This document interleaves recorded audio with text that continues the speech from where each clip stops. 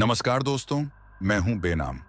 आज की कहानी एक ऐसी अंधेरी रात की है जहां घने अंधकार के बीच एक निडर नारी अपने साहस, अपने संकल्प और अपनी अटूट आस्था के बल पर एक भयावह यक्षिणी का सामना करती है। यह कहानी है सौम्या की, जो सिर्फ एक साधारण स्त्री नहीं बल्कि मां दुर्गा की शक्ति और भक्ति का जीवित प्रतीक बन जाती है। अपने परिवार को बचाने के लिए वह हर दर्द सहती है, हर डर से लड़ती है और हर बाधा को पार करती है। जब मायावी शक्तियां, डरावनी गर्जनाएं और प्रेतात्माओं का तांडव भी उसके हौसले को नहीं तोड़ पाता, तब स्वयं देवी जगदम्बा उसकी रक्षा के लिए प्रकट होती हैं। लेकिन सवाल यही है कि क्या उसकी भक्ति उसे विजय दिला पाएगी, और क्या वह इस आसुरी शक्ति को हमेशा के लिए समाप्त कर सकेगी। यह कहानी है नारी शक्ति, साहस और अटूट विश्वास की, जहां भक्ति और संकल्प के सामने अंधकार भी हार मान लेता है। कहानी को शुरू से अंत तक सुनिएगा, क्योंकि हर पल डर और खौफ का एहसास कराने वाला है। दोस्तों, अगर आपका दिल कमजोर है या आपको ज्यादा डर लगता है, तो इस कहानी को बिल्कुल अकेले मत सुनिएगा। तो चलिए अब यह कहानी मेरी जुबानी सुनते हैं। आज की यह कहानी हावड़ा में रहने वाले एक इंजीनियर रोहन मुखर्जी और उनके परिवार की है, जिन्हें बिना किसी गलती के जीते जी नरक के दर्शन करने पड़े। रोहन की नौकरी ज्वाइन करने के बाद यह उसकी पहली ट्रांसफर थी, और वह भी सीधे हावड़ा से कुर्सियांग। कुर्सियांग, जिसका नाम सुनते ही पहाड़ों की ठंडी हवा, चाय के बागान और बादलों में लिपटी वादियां आंखों के सामने आ जाती हैं। वैसे तो पूरा इलाका ही बेहद खूबसूरत माना जाता है, लेकिन कुर्सियांग की बात ही कुछ और होती है। इसी वजह से जब रोहन का ट्रांसफर वहां हुआ, तो उसके परिवार में खुशी की लहर दौड़ गई। उनकी खुशी तब और बढ़ गई जब रोहन ने बताया कि वे लोग सरकारी क्वार्टर में नहीं, बल्कि अपनी पुश्तैनी हवेली शारदा निवास में रहेंगे। दरअसल रोहन कुर्सियांग के पास बसे सोनाखाली गांव से ताल्लुक रखता था, जो पहाड़ों के बीच बसा एक शांत सा गांव था। रोहन का बचपन हावड़ा में ही बीता था, और वह कभी अपने गांव नहीं गया था। बस उसने अपने माता पिता से सोनाखाली गांव और शारदा निवास हवेली के किस्से सुने थे। अब जब किस्मत ने वहां जाने का मौका दिया, तो वह इस मौके को छोड़ना नहीं चाहता था। इसी वजह से उसने पहले ही गांव के केयरटेकर से बात करके हवेली की मरम्मत भी करवा दी थी। ये बात सुनते ही उसकी छोटी बहन पायल खुशी से उछलते हुए बोली, सच में भैया, हम हवेली में रहेंगे, बिल्कुल फिल्मों वाली हवेली में। रोहन मुस्कुराते हुए बोला, हाँ पायल, बिल्कुल सच कह रहा हूं, अब हम वहीं रहेंगे। तभी उसकी मां कमला देवी ने थोड़ा चिंतित होकर पूछा, लेकिन अचानक हवेली में रहने का ख्याल कैसे आया तुम्हारे मन में? रोहन बोला, मां, यह ख्याल तो बहुत पहले से था, बस सही समय का इंतजार कर रहा था। तभी उसकी पत्नी सौम्या ने चिंता जताते हुए कहा, सब ठीक है, लेकिन वहां से शहर काफी दूर है। रिया के स्कूल का क्या होगा? उसके बारे में आपने कुछ सोचा है? रोहन ने हल्के अंदाज में कहा, अरे सब मैनेज हो जाएगा, तुम बस पैकिंग पर ध्यान दो। पायल ने उत्सुक होकर पूछा, तो फिर निकलना कब है? रोहन ने कहा, आज शाम को ही। सौम्या तुरंत बोली, शाम को ड्राइव करना ठीक नहीं रहेगा, हम कल सुबह भी तो जा सकते हैं। रोहन ने समझाते हुए कहा, तुम लोगों की ट्रेन आज शाम की ही है, जो कल सुबह कुर्सियांग पहुंचा देगी। सामान भी आज ही ट्रांसपोर्ट से भेजना है। मैं रात में ड्राइव करूंगा और सुबह तक पहुंच जाऊंगा। इतने में सामान ले जाने के लिए टेम्पो आ गया। रोहन ने लेबर से सारा सामान लदवाया और सही पता देकर रवाना कर दिया। फिर वह सभी को अपनी कार से स्टेशन छोड़ने ले गया। स्टेशन पर उन्हें छोड़कर रोहन खुद कार से सोनाखाली गांव की ओर निकल पड़ा।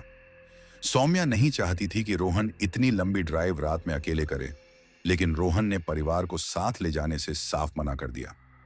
मजबूरी में सौम्या को उसकी बात माननी पड़ी, लेकिन उसका मन पूरी रात बेचैन रहा। वह बार बार रोहन को फोन करती रही। बार बार कॉल आने से रोहन झुंझला गया और एक बार गुस्से में फोन काट भी दिया। सौम्या को बुरा तो लगा, लेकिन उसकी चिंता कम नहीं हुई।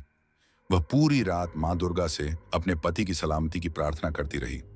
सुबह करीब 10 बजे ट्रेन कुर्सियांग स्टेशन पर पहुंची। सब लोग प्लेटफॉर्म से बाहर आए, लेकिन रोहन कहीं नजर नहीं आया। तब कमला देवी ने सौम्या से कहा, बेटा, जरा रोहन को फोन लगाओ, पता तो करो वह कहाँ है। सौम्या ने झिझकते हुए कहा, माँ जी, मेरे फोन की बैटरी शायद डाउन है। कमला देवी ने पायल से कहा, तू ही फोन करके पूछ ले अपने भैया से। तभी अचानक सौम्या का ही फोन बज उठा। सब लोग हैरानी से उसे देखने लगे। सौम्या समझ गई कि उसका झूठ पकड़ा जा चुका है, इसलिए उसने बिना कुछ कहे कॉल रिसीव कर लिया। उधर से रोहन की आवाज आई, सौम्या, तुम लोग पहुंच गए? तुम सब चाय नाश्ता कर लो, मैं बस 1 घंटे में पहुंचकर तुम्हें ले जाऊंगा। सौम्या ने बस इतना कहा, ठीक है, और फोन काट दिया। करीब 1 घंटे बाद रोहन स्टेशन पहुंचा और सभी को लेकर सोनाखाली गांव की ओर निकल पड़ा। बाहर से देखने पर वह इलाका बेहद खूबसूरत लग रहा था, जैसे धरती पर बसा कोई स्वर्ग हो, लेकिन असल में उस जगह पर मौत की परछाइयां घूमती थीं। जो जगह बाहर से स्वर्ग जैसी दिखती थी, वह अंदर से नरक से भी ज्यादा खौफनाक थी। रोहन बिना उस जगह के इतिहास को जाने अपने पूर्वजों की अमानत समझकर वहां रहने चला आया था। उसे नहीं पता था कि शारदा निवास हवेली अपने अंदर कौन सा खौफनाक रहस्य छुपाए बैठी है। लगभग आधे घंटे की ड्राइव के बाद वे लोग हवेली के सामने पहुंच गए।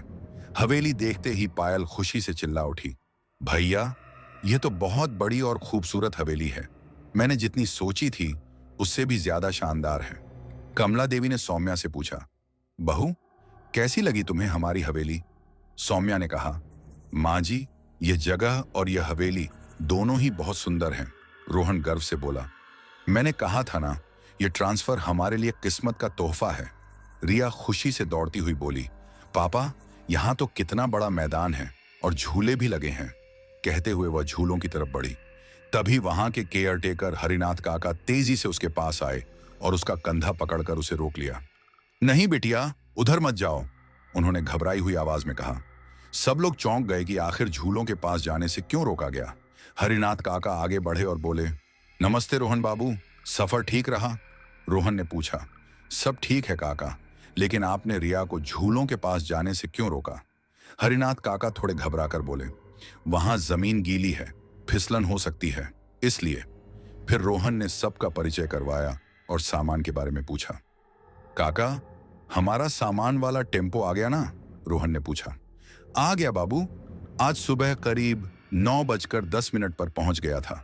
आपके कहे अनुसार हमने पूरा पेमेंट करके सारा सामान अंदर शिफ्ट करवा दिया है, हरिनाथ काका ने कहा। अरे वाह काका, बहुत अच्छा किया आपने। चलिए फिर अब सब लोग अंदर चलते हैं, रोहन ने अपनी फैमिली से कहा। उसकी बात सुनते ही हरिनाथ काका थोड़े झिझकते हुए बोले, एक बात समझ में नहीं आ रही है रोहन बाबू। क्या बात है काका? रोहन ने पूछा। जब सरकार आपको रहने के लिए अच्छा बंगला दे रही है, तो फिर आप इस पुरानी हवेली में रहने का फैसला कैसे कर पाए? यह सुनकर रोहन हल्का सा हंस पड़ा और बोला, अरे काका, अपना घर होते हुए भला हम सरकारी बंगले में क्यों रहें? यह तो हमारे पुरखों की निशानी है। वह बात तो ठीक है बाबू, लेकिन क्या आप इस हवेली का इतिहास नहीं जानते? हरिनाथ काका ने गंभीर स्वर में पूछा। फिर उन्होंने कमला देवी की ओर देखकर कहा, ठाकुर मां, आप भी कुछ नहीं जानती क्या? यह सुनते ही सब लोग चौंक गए। रोहन ने हैरानी से पूछा, इतिहास? कैसा इतिहास काका? मैं तो बस इतना जानता हूं कि शारदा निवास हवेली मेरे दादा की निशानी है और उनका आशीर्वाद है हमारे लिए। आपकी बात सही है बाबू, लेकिन क्या आपने कभी यह नहीं सोचा कि आपके दादा और आपके पिताजी आपको और ठाकुर मां को कभी यहां क्यों नहीं लेकर आए? शायद कभी मौका नहीं मिला होगा। अब उन बातों का क्या मतलब काका? रोहन ने कहा। मतलब है रोहन बाबू, जब से ये हवेली बनी है तब से मेरे पुरखों ने ही इसकी देखभाल की है, लेकिन आज तक उनमें से कोई भी यहाँ रात में नहीं रुका। और अब आप पूरे परिवार के साथ यहाँ रहने आ गए हैं। मेरी बात मानिए बाबू, इस हवेली में रहने का विचार छोड़ दीजिए।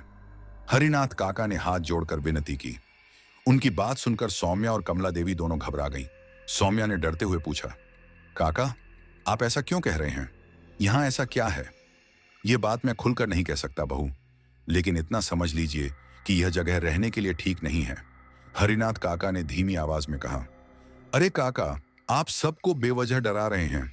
इन बातों को छोड़िए और गाड़ी से बाकी सामान भी उतरवा दीजिए, रोहन ने बात काटते हुए कहा। लेकिन बाबू, हरिनाथ काका कुछ कहना चाहते थे, लेकिन रोहन ने फिर से रोक दिया। कुछ नहीं काका, बस सामान अंदर रखवा दीजिए, आप सब लोग अंदर चलिए। कहते हुए रोहन ने रिया को गोद में उठाया और अंदर की ओर बढ़ गया। बाकी सभी भी उसके पीछे पीछे हवेली के अंदर चले गए, लेकिन सौम्या के कदम लड़खड़ा रहे थे। हरिनाथ काका की बातें उसके मन में गूंज रही थीं। वैसे भी हवेली में कदम रखते ही उसका मन अजीब सा बेचैन हो गया था। अब उन बातों ने उसके डर को और बढ़ा दिया था। कमला देवी के मन में भी अनजाना सा भय घर कर गया था, लेकिन दोनों ये बात जानती थीं कि रोहन इन बातों पर बिल्कुल विश्वास नहीं करेगा। यही सोचकर उनका डर और गहरा हो गया। हवेली के अंदर सारा सामान पहले से ही व्यवस्थित रखा हुआ था। यह देखकर रोहन खुश होकर सोफे पर बैठ गया और बोला, अरे वाह, सब कुछ सेट हो गया है, अब कोई टेंशन नहीं, अब तो आराम करेंगे। अरे भैया, इतनी बड़ी और सुंदर हवेली है, पहले पूरी देख लेते हैं, फिर मुझे भी तो अपना कमरा पसंद करना है, पायल ने उत्साह से कहा। ओहो पायल, जो कमरा तुम्हें पसंद आए वही तुम्हारा। बस मैं पूरी रात ड्राइव करके बहुत थक गया हूं, तुम अपनी भाभी को हवेली घुमा लाओ, रोहन ने कहा। हाँ चलिए भाभी, हम पूरी हवेली देखते हैं, आप और भैया का कमरा भी डिसाइड कर लेना, पायल ने सौम्या से कहा। और मैं, रिया ने पूछा, तू भी चलेगी हमारे साथ? पायल ने रिया दो का हाथ पकड़ते हुए कहा। हाँ पायल, तुम दोनों हवेली देख लो, मुझे तुम्हारे भैया से थोड़ी जरूरी बात करनी है, मैं बाद में आती हूं, सौम्या ने कहा। ओके भाभी, कहते हुए पायल और रिया हवेली देखने चली गईं। सौम्या धीरे धीरे डरते हुए रोहन के पास आई। उसने पहले कमला देवी की ओर देखा, उनकी आंखों में भी वही चिंता थी जो उसके दिल में थी। हिम्मत जुटाकर सौम्या बोली, रोहन, मुझे आपसे कुछ कहना है। हाँ बोलो, रोहन ने कहा। हम यहाँ अचानक शिफ्ट हो गए, बिना किसी पूजा या गृह प्रवेश के, मुझे लगता है हमें हवन पूजा करवा लेनी चाहिए, सौम्या ने संकोच से कहा। यह हवेली कोई नई नहीं है सौम्या, 80-90 साल पुरानी है, अब हवन पूजा का क्या मतलब, रोहन ने कहा। कमला देवी बोली, बेटा, हवेली पुरानी है, लेकिन यहाँ सालों से कोई नहीं रहता, ऐसे में पूजा करवाना जरूरी होता है। ठीक है माँ, अगर आप दोनों को ठीक लगता है तो करवा लेना, लेकिन कल रविवार है और परसों रिया के स्कूल के लिए जाना है, तो जो भी करना है मंगलवार को करना, रोहन ने कहा और उठकर वहां से चला गया। लेकिन पूजा में आपका होना जरूरी है, सौम्या ने कहा। तुम जानती हो मैं इन सब बातों में विश्वास नहीं करता, मैं पूजा में शामिल नहीं होने वाला, रोहन ने साफ शब्दों में कह दिया। सौम्या और कमला देवी एक दूसरे का मुंह देखती रह गईं। शाम तक सबने अपने अपने कमरे सेट कर लिए। रात के खाने की तैयारी के लिए सौम्या नीचे किचन में आई। वह खाना बना ही रही थी कि उसे महसूस हुआ जैसे कोई खिड़की के बाहर खड़ा है। उसने बाहर झांक कर देखा, लेकिन वहां कोई नहीं था, बस सामने एक बहुत बड़ा बरगद का पेड़ था। इतना विशाल पेड़ देखकर वह थोड़ा सहम गई। तभी उसकी नजर उस पेड़ के चारों ओर लगी तारबंदी पर गई। इतने बड़े पेड़ के चारों ओर तारबंदी देखकर उसे अजीब लगा। तभी अचानक उसे झूले की तेज आवाज सुनाई दी, जैसे कोई जोर जोर से झूल रहा हो। शाम ढल चुकी थी और अंधेरा होने लगा था। सौम्या डरते हुए बाहर लॉन में आई और झूलों की तरफ देखा। सारे झूले अपने आप हिल रहे थे, वहां कोई नहीं था। हवा भी इतनी तेज नहीं थी कि झूले खुद हिले। यह देखकर सौम्या की सांस अटक गई। वह डर के मारे दौड़ती हुई वापस किचन में आई, खिड़की बंद की और हाथ जोड़कर बुदबुदाने लगी, हे मां दुर्गा, हमारी रक्षा करना, पता नहीं यहां क्या है, बस हमारा साथ मत छोड़ना। उसके मन में डर घर कर गया था। उसने जल्दी जल्दी खाना बनाया और सबको परोसने लगी, लेकिन उसके चेहरे पर घबराहट साफ नजर आ रही थी। क्या बात है सौम्या, तुम ठीक तो हो, रोहन ने पूछा। लेकिन सौम्या जैसे सुन ही नहीं रही थी, वह अपने ही ख्यालों में डूबी हुई थी। डर की वजह से उसके हाथ कांप रहे थे। दाल परोसते वक्त वह ध्यान नहीं दे पाई और पायल की प्लेट में जरूरत से ज्यादा दाल गिरा दी। आउच, भाभी, ये क्या कर रही हैं आप, पायल चिल्ला उठी। तभी सौम्या को होश आया। ओह सॉरी पायल, मुझसे गलती हो गई, तुम किचन से दूसरी प्लेट ले आओ। लेकिन भाभी, आपको हुआ क्या है, आप इतनी परेशान क्यों लग रही हैं, पायल ने पूछा। कुछ नहीं, तुम प्लेट ले आओ, सौम्या ने जल्दी से कहा। जैसे ही पायल किचन में पहुंची, उसकी चीख निकल गई, भाभी, दादा, मां, जल्दी आइए। उसकी चीख सुनते ही सब लोग घबराकर किचन की ओर भागे। रोहन ने घबराकर पूछा, पायल, क्या हुआ, तुम ठीक तो हो? पायल पसीने से भीगी, कांपती हुई खड़ी थी और कुछ बोल ही नहीं पा रही थी।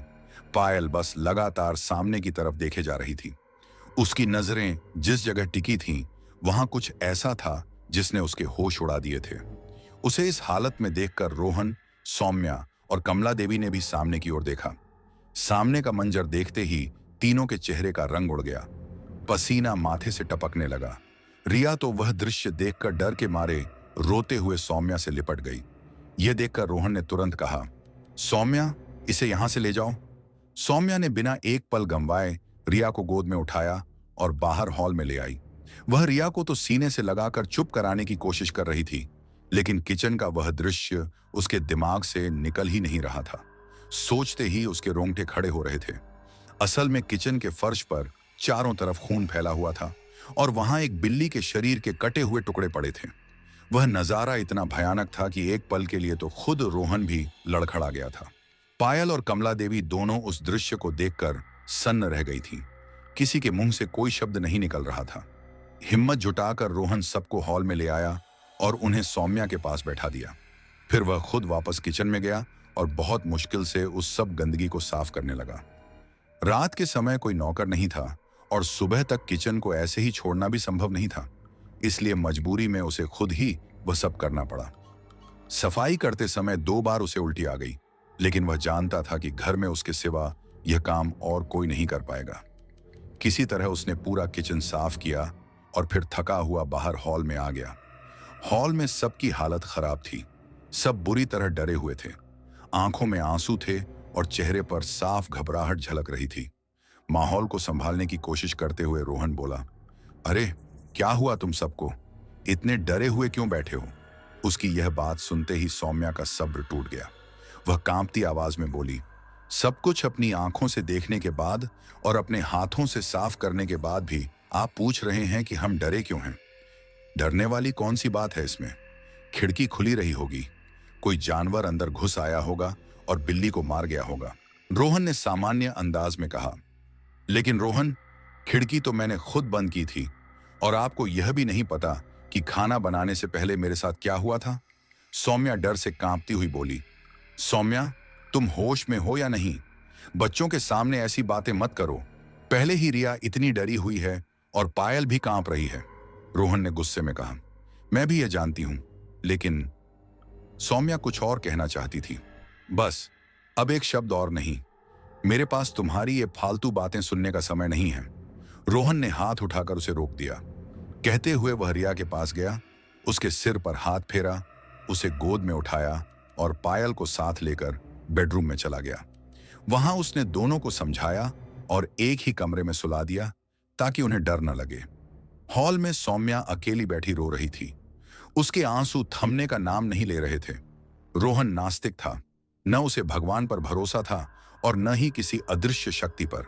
वह सौम्या की बातों को मानने के लिए बिल्कुल तैयार नहीं था, लेकिन जो कुछ सौम्या ने देखा और झेला था वह किसी भी हालत में साधारण नहीं था। कमला देवी सौम्या के पास आकर बैठ गईं और उसके कंधे पर हाथ रखते हुए बोली, रो मत बहू, तो मैं क्या करूं मां जी? आप ही बताइए, जो कुछ आज मैंने देखा, जो कुछ मेरे साथ हुआ, वह मेरा वहम कैसे हो सकता है? बिना हवा के लोहे के झूले अपने आप कैसे चल सकते हैं? उस बरगद के पेड़ के चारों ओर तारबंदी क्यों है? और वह एहसास कि कोई आसपास है, क्या यह सब सिर्फ मेरा डर है? सौम्या रोते हुए बोली, हाँ, यह सब सिर्फ तुम्हारा वहम है। अचानक रोहन की आवाज हॉल में गूंज उठी। दोनों ने पलट कर देखा। रोहन सामने खड़ा था। वह बच्चों को सुलाकर वापस आ गया था। वह आगे बढ़ा और बोला, क्या यार सौम्या, तुम अब भी यही सब सोच रही हो? जब से हम यहां आए हैं तुम बस कुछ ना कुछ अजीब बातें कर रही हो। मुझे समझ नहीं आता कि तुम्हें आखिर हो क्या गया है। रोहन, पहले इसकी पूरी बात तो सुन लो। कमला देवी ने समझाने की कोशिश की। क्या सुनूं मां, इसे यहां रहना ही नहीं है। ऊपर से हरिनाथ काका की बातें सुनकर इसका दिमाग और खराब हो गया है, रोहन ने चिड़चिड़ाकर कहा। रोहन की इन बातों से सौम्या का दिल पूरी तरह टूट गया। उसकी आंखों में आंसू भर आए और वह बिना कुछ बोले वहां से अपने कमरे में चली गई। उसे जाते देख कमला देवी ने रोहन को डांटा, यह कैसा व्यवहार है तुम्हारा? बिना उसकी बात सुने तुम उस पर बरस रहे हो, यह बिल्कुल ठीक नहीं है। ओके मां, सॉरी, रोहन ने कहा। सॉरी मुझे नहीं, बहू से जाकर बोलो, वह तुम्हारी पत्नी है। उसका ऐसा अपमान तुम्हें शोभा नहीं देता। तुम भले ही इन बातों पर विश्वास न करो, लेकिन दूसरों के डर को यूं नकारना भी गलत है और मुझे भी यहां कुछ अजीब जरूर लग रहा है, कमला देवी ने गंभीर स्वर में कहा। अब आप भी शुरू हो गई मां, रोहन झुंझलाकर बोला। बात हरिनाथ काका की नहीं है रोहन, इस हवेली में कुछ तो है जो हमें साफ दिखाई नहीं दे रहा, कमला देवी बोली। ओके मां, अब आप भी जाकर आराम कर लीजिए, मुझे बहुत नींद आ रही है, रोहन ने कहा। मैं खुद चली जाऊंगी, लेकिन तुम पहले बहू से माफी मांगोगे। अगर ऐसा नहीं किया तो फिर मुझसे बात मत करना। कहते हुए कमला देवी अपने कमरे में चली गई। उन्हें जाते देखकर रोहन हल्की मुस्कान के साथ अपने कमरे में चला गया। सौम्या बेड पर बैठी रो रही थी। रोहन के कदमों की आहट सुनकर उसने जल्दी से अपने आंसू पोंछ लिए और चुपचाप करवट बदलकर लेट गई। उसकी आंखें बंद थीं, लेकिन आंसू लगातार तकिए को भिगो रहे थे। रोहन ने उसे उस हालत में देखा तो उसका दिल पिघल गया। वह धीरे से पास आकर बैठा और उसके सिर पर प्यार से हाथ फेरते हुए बोला, सौम्या, मुझे पता है तुम जाग रही हो। मुझसे गलती हो गई। मुझे तुमसे ऐसे बात नहीं करनी चाहिए थी। प्लीज मुझे माफ कर दो। लेकिन सौम्या ने कोई जवाब नहीं दिया। उसकी आंखें बंद ही रहीं और आंसू अब भी बहते रहे। तब रोहन मुखर्जी ने हल्की मुस्कान के साथ कहा, ओके बाबा, अब माफ भी कर दो यार। अगर कहो तो तुम्हारे सामने कान पकड़कर उठक बैठक भी कर लूं। उसकी यह बात सुनकर सौम्या मुखर्जी के भारी मन को थोड़ी राहत मिली। उसने धीरे से अपनी आंखें खोलीं और रोहन से लिपटकर फूट फूट कर रो पड़ी। उसकी ये हालत देखकर अब रोहन भी घबरा गया। उसे सौम्या की बातों पर तो अभी भी पूरा भरोसा नहीं हो रहा था, लेकिन उसकी यह टूटती हुई हालत उसकी समझ से बाहर थी। किसी तरह उसने उसे शांत कराया, प्यार से समझाया और फिर उसे सुला दिया। कुछ देर बाद वह खुद भी सो गया। कुछ समय तक सब कुछ शांत रहा। हवेली में अजीब सी खामोशी फैली हुई थी, लेकिन अचानक आधी रात को किसी चीज के गिरकर टूटने की आवाज से सौम्या की नींद खुल गई। वह घबरा कर उठ बैठी और घड़ी की तरफ देखा। समय लगभग 2:30 बजे का था। पास में रोहन गहरी नींद में सोया हुआ था। डर के मारे सौम्या का गला सूख गया। उसने पास रखे गिलास से पानी पिया और खुद को समझाया कि शायद यह कोई सपना होगा। फिर से लेटने की कोशिश की, लेकिन तभी एक बार फिर तेज आवाज गूंजी, जैसे कोई भारी चीज फर्श पर गिरकर टूट गई हो। उसकी धड़कन अचानक बहुत तेज हो गई। अब उसे समझ नहीं आ रहा था कि कमरे से बाहर जाए या नहीं। डर तो बहुत था, लेकिन मन में यह भी ख्याल आया कि कहीं बच्चों के साथ कुछ न हो गया हो। हिम्मत जुटाकर वह बिस्तर से उठी और तेज सांसें लेते हुए धीरे धीरे बाहर निकल आई। उसके माथे से पसीना बह रहा था और पैर कांप रहे थे। सबसे पहले उसने पायल और रिया के कमरे में झांक कर देखा। दोनों गहरी नींद में सो रही थीं। उन्हें सुरक्षित देखकर उसके दिल को थोड़ी तसल्ली मिली, लेकिन अगले ही पल कमला देवी का ख्याल आते ही उसका दिल फिर से जोर से धड़कने लगा। डर के बावजूद वह दबे कदमों से सीढ़ियों की ओर बढ़ी और धीरे धीरे नीचे उतरने लगी। हर कदम पर उसे ऐसा लग रहा था जैसे कोई उसे देख रहा हो। वह किसी तरह कमला देवी के कमरे तक पहुंची और अंदर झांक कर देखा। वहां सब कुछ सामान्य था। कमला देवी भी आराम से सो रही थी। यह देखकर सौम्या ने राहत की सांस ली और मन ही मन मां दुर्गा को धन्यवाद दिया। लेकिन तभी फिर से रसोई की तरफ से किसी बर्तन के गिरने की आवाज आई। यह सुनते ही उसका शरीर जैसे सख्त हो गया। डर ने फिर से उसे जकड़ लिया। हालांकि मन में बहुत घबराहट थी, फिर भी उसने खुद को संभाला और धीरे धीरे किचन की ओर बढ़ गई। वह लगातार मन ही मन मां दुर्गा से प्रार्थना कर रही थी कि उसे फिर से वैसा डरावना नजारा न दिखे जैसा उसने पहले देखा था। डर को सीने में दबाए वह रसोई में पहुंची, लेकिन वहां सब कुछ ठीक ठाक था। कोई टूटा हुआ बर्तन नहीं, कोई हलचल नहीं। अब उसका डर और बढ़ गया, क्योंकि उसे समझ नहीं आ रहा था कि आवाज आखिर आई कहां से थी। तभी उसे हॉल की तरफ किसी के तेजी से दौड़ने जैसी आहट सुनाई दी। ये सुनते ही वह घबराकर हॉल में पहुंची, लेकिन वहां कोई नहीं था। पूरा हॉल खाली पड़ा था और चारों तरफ अजीब सी सन्नाटा छाया हुआ था। अब सौम्या का शरीर बुरी तरह कांपने लगा। हाथ पैर सुन्न पड़ चुके थे। उसे यकीन हो गया था कि इस हवेली में कुछ न कुछ बहुत भयानक जरूर है, लेकिन वह समझ नहीं पा रही थी कि आखिर हो क्या रहा है। उसने कांपती आवाज में मन ही मन कहा, हे मां दुर्गा, मेरी रक्षा करना। मां, पता नहीं यहां क्या हो रहा है, बस तेरा ही सहारा है मां, कृपा करना। इतना कहकर वह तेजी से अपने कमरे की तरफ भागी। जैसे ही उसने सीढ़ियों पर पैर रखा, तभी किसी ने पीछे से जोर से उसका पैर खींच लिया। वह संतुलन खो बैठी और सीढ़ियों पर गिर पड़ी। सिर जोर से टकराया और उसी वक्त वह बेहोश हो गई। कुछ देर बाद रोहन की नींद खुली। उसने पास देखा तो सौम्या बिस्तर पर नहीं थी। उसने लाइट जलाई और कुछ पल इंतजार किया, लेकिन जब काफी देर तक सौम्या वापस नहीं आई तो वह घबराकर कमरे से बाहर निकल आया। सौम्या, अरे सौम्या, कहां हो तुम? वह आवाज लगाते हुए ऊपर के कमरों में देखने लगा, लेकिन कहीं कुछ नहीं मिला। फिर वह नीचे उतरने के लिए सीढ़ियों की तरफ बढ़ा। अंधेरे में उसे फर्श पर कुछ पड़ा होने का आभास हुआ। यह फर्श पर क्या पड़ा है, कहते हुए वह सावधानी से आगे बढ़ा।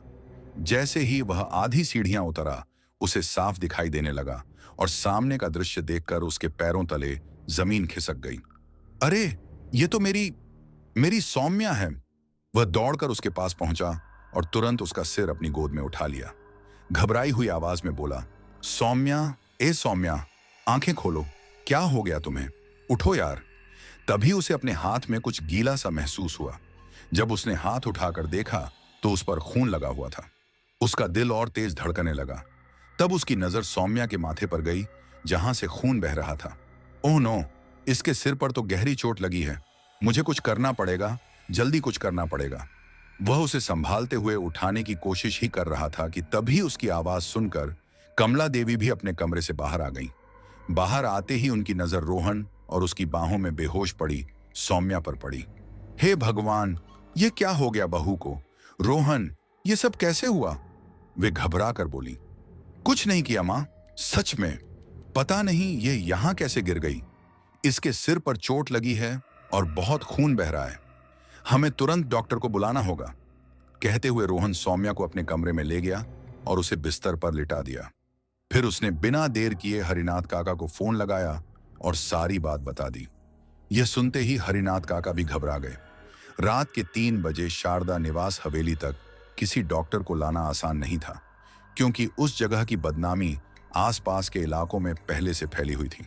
फिर भी हरिनाथ काका ने अपनी जिम्मेदारी पर कुछ लोगों के साथ किसी तरह एक डॉक्टर को वहां तक पहुंचा ही दिया। इस बीच पायल और रिया भी जाग चुकी थी। अपनी मम्मी को इस हालत में देखकर रिया रो रो कर बेहाल हो गई। पायल की आंखों में भी आंसू थे और वह दोनों बच्चों को संभालने की कोशिश कर रही थी। रोहन और कमला देवी भी उन्हें ढांढस बंधा रहे थे, लेकिन खुद रोहन का दिल भी अंदर से पूरी तरह टूट चुका था। उसकी आंखों से भी आंसू बह रहे थे।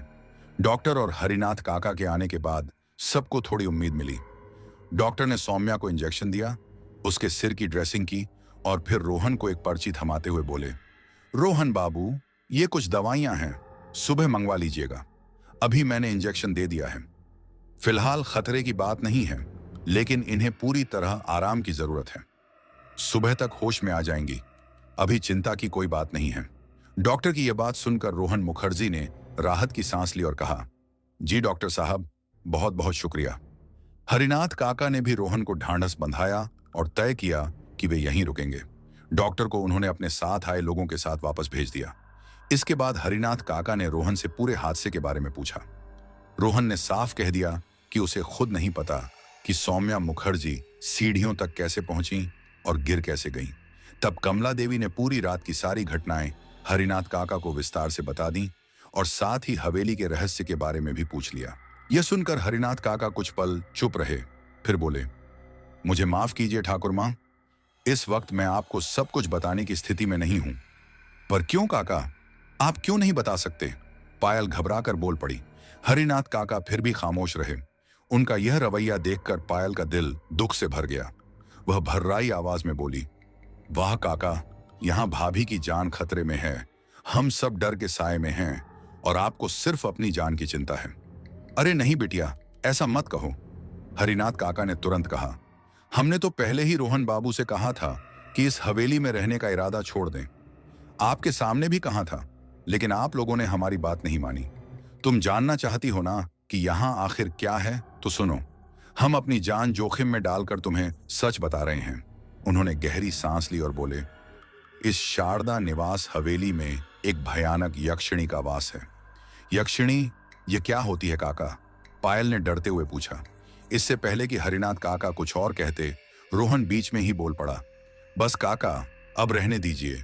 यक्षिणी वक्षिणी जैसा कुछ नहीं होता। ये सब बकवास है। बच्चे पहले ही डरे हुए हैं और आप उन्हें और डरा रहे हैं। नहीं रोहन बाबू, मैं किसी को डराने के लिए यह सब नहीं कह रहा।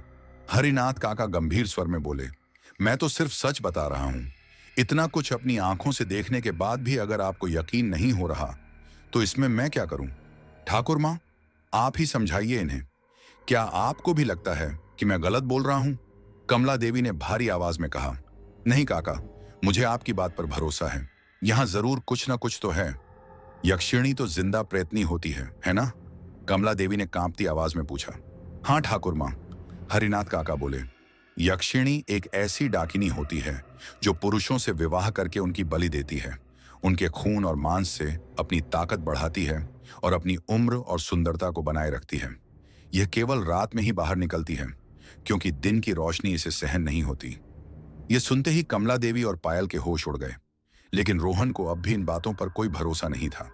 उसने डरी हुई रिया को गोद में उठा लिया और उसे बहलाने की कोशिश करता हुआ कमरे से बाहर ले गया। रोहन के जाने के बाद हरिनाथ काका ने कमला देवी को पूरी सच्चाई बतानी शुरू की। वे बोले, यह बात तब की है ठाकुर माँ, जब आपके ससुर ठाकुर विश्वनाथ बनर्जी ने यह शारदा निवास हवेली बनवाई थी। जब हवेली बन रही थी तब एक एक करके मजदूर गायब होने लगे थे। बाद में उनके कटे हुए शरीर के टुकड़े मिलने लगे, ठीक वैसे ही जैसे आपकी रसोई में उस दिन बिल्ली के टुकड़े मिले थे। यह सिलसिला तब तक चलता रहा जब तक हवेली का काम पूरा नहीं हो गया। रोज नए मजदूर आते और मर जाते। पुलिस ने भी बहुत कोशिश की, लेकिन कुछ पता नहीं चला। हवेली बनकर तैयार होने के बाद ठाकुर साहब अपने पूरे परिवार के साथ यहां रहने आ गए, लेकिन यहां आने के सिर्फ 4 दिन बाद ही आपकी सासू मां की मौत हो गई। वह भी सीढ़ियों से गिर गई थी, ठीक जैसे बहू सौम्या के साथ हुआ। इसके बाद अचानक एक दिन रानी नाम की एक बेहद खूबसूरत लड़की आपके जेठ रविंद्रनाथ से शादी करके हवेली में आ गई। ठाकुर साहब हैरान जरूर हुए, लेकिन उन्होंने उस लड़की को बहू के रूप में स्वीकार कर लिया। लेकिन अगले ही दिन सब कुछ बदल गया। रविंद्रनाथ बाबू की मौत हो गई। उनका शरीर एकदम सफेद पड़ चुका था, जैसे किसी ने उनके शरीर से सारा खून निकाल लिया हो। और उस लड़की रानी का फिर कभी कोई पता नहीं चला। किसी ने उसे दोबारा नहीं देखा। इसके बाद ठाकुर साहब को शक हुआ और उन्होंने अपने खानदान के पुरोहित को बुलाया। जांच के बाद पुरोहित ने बताया कि हवेली के सामने जो वट वृक्ष है, उसी में यक्षिणी का वास है। उन्होंने तुरंत यह जगह छोड़ने की सलाह दी और किसी को भी वहां जाने से मना कर दिया। इसीलिए ठाकुर साहब ने हवेली तो छोड़ दी, लेकिन उस वट वृक्ष के चारों ओर तारबंदी करवा दी, ताकि कोई भूल कर भी वहां न जाए। फिर उन्होंने कभी इस जगह की ओर मुड़कर नहीं देखा। आपके पति कोबीराज बाबू यह सब जानते थे, इसी कारण वे आपको और रोहन बाबू को कभी यहां लेकर नहीं आए। इतना कहकर हरिनाथ काका चुप हो गए। हे भगवान, इसका मतलब अब हमें भी यह घर छोड़ना पड़ेगा। कमला देवी घबराई हुई बोली। तभी रोहन वापस आ गया और बोला, काका, अभी तक आपकी कहानी खत्म नहीं हुई। यह कहानी नहीं है रोहन बाबू, यह सच है, हरिनाथ काका ने जवाब दिया। अच्छा, मान लिया कि सच है, रोहन ने तंज में कहा। लेकिन आप इन बातों से सबको डराना क्यों चाहते हैं? हो सकता है सौम्या रात में पानी लेने आई हो, डर गई हो और गिर गई हो। वाह रोहन बाबू, अब आप खुद ही कहानी बनाने लगे। हरिनाथ काका बोले, हम जो पीढ़ियों से सुनते आए हैं और अपनी आंखों से देखते आए हैं, उस पर आपको भरोसा नहीं, लेकिन अपनी बनाई बात पर पूरा यकीन है। अगर आपको हमारी बात पर भरोसा नहीं है तो कोई बात नहीं, लेकिन पहले बहू को पूरी तरह होश में तो आने दीजिए, वही बताएंगी कि उनके साथ आखिर हुआ क्या था। हरिनाथ काका की बात सुनकर रोहन चुप हो गया। सब लोग सौम्या के होश में आने का इंतजार करने लगे। कुछ देर बाद सौम्या को होश आ गया। कमला देवी और रोहन ने तुरंत उसकी हालत पूछी। फिर उससे पूछा गया कि वह अचानक कैसे गिर गई। तब सौम्या ने कांपती आवाज में पूरी बात बता दी और कहा, मैं खुद नहीं गिरी थी, किसी ने पीछे से मेरा पैर खींचा था, तभी मैं सीढ़ियों से गिर गई। ये सुनते ही हरिनाथ काका ने रोहन की तरफ देखकर कहा, अब बोलिए रोहन बाबू, अब भी आपको यकीन नहीं होगा? रोहन ने घबराकर कहा, यह कैसे हो सकता है काका? हो सकता है अंधेरे में इन्हें ऐसा लगा हो, या फिर कोई चोर हो। आप कैसी बातें कर रहे हो? सौम्या ने भारी आवाज में कहा, किसी ने सच में मेरा पैर खींचा था, उसी वजह से मैं गिरी और बेहोश हो गई। कमला देवी ने भी कहा, बहू ठीक कह रही है, किसी को इतना बड़ा भ्रम कैसे हो सकता है? मैं यह नहीं कह रहा कि सौम्या झूठ बोल रही है मां, रोहन बोला, लेकिन अगर कोई चोर होता तो वह खुद छिपता, उन्हें गिराकर उसे क्या मिलने वाला था? अगर चोर होता तो मुझे दिखता भी तो सही, सौम्या ने आह भरते हुए कहा, और अगर नहीं भी दिखा तो सोचिए मुझे गिराकर उसे क्या फायदा होता। हाँ दादा, भाभी ठीक कह रही हैं, पायल ने रोहन को समझाते हुए कहा, चोर होता तो खुद को बचाता, उन्हें नुकसान क्यों पहुंचाता? तभी हरिनाथ काका बोले, और चोर यहां आएगा भी क्यों? आप लोग तो यहां कल ही आए हैं, इससे पहले यह जगह बरसों से खाली पड़ी थी। ऊपर से इस खतरनाक जगह का इतिहास भी सबको पता है, तो फिर कोई यहां आने का जोखिम क्यों उठाएगा? हरिनाथ काका ने गंभीर स्वर में कहा और फिर आगे बोले, और फिर घर से कुछ चोरी भी तो नहीं हुआ, है ना? तो क्या कोई चोर सिर्फ बहू सौम्या को गिराने के लिए ही आएगा? हाँ देवा, हरिनाथ काका ठीक कह रहे हैं। कमला देवी ने रोहन को समझाते हुए कहा, अगर चोर आता तो कुछ ना कुछ जरूर चुराता, और यह जगह तो बरसों से वीरान पड़ी है, यहां कोई चोर आएगा ही क्यों? ओके मां, मान लेते हैं कि चोर नहीं आया, रोहन ने कहा, लेकिन इससे यह कैसे साबित हो जाता है कि यह किसी भूत या यक्षिणी का काम है? यक्षिणी? ये यक्षिणी क्या होती है देवा? सौम्या ने घबराकर पूछा।